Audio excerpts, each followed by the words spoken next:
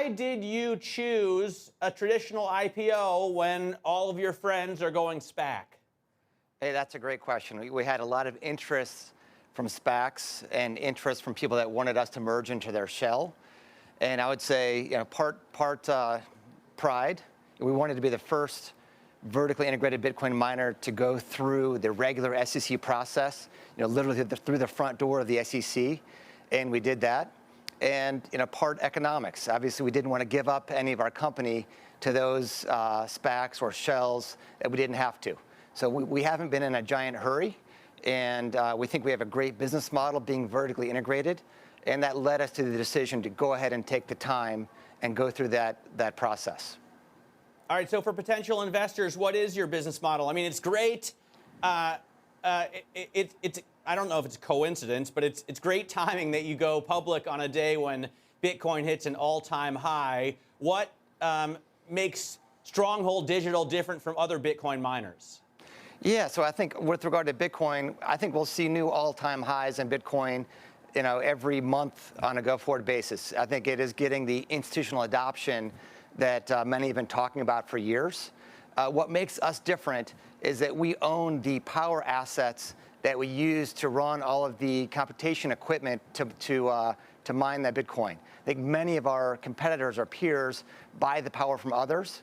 For that reason, our cost of power is half of the industry average, which gives us better margins and more downside protection. How concerning to you is the power use in the industry and the slap against green values that Bitcoin seems to have on it? You know what? So the source of our power is waste coal. So we're cleaning up a legacy waste product left behind by more than 100 years of coal mining. And so we're leaving behind a legacy of cleaner neighborhoods and communities that today are living with a toxic waste of more than 800 million tons in Pennsylvania alone.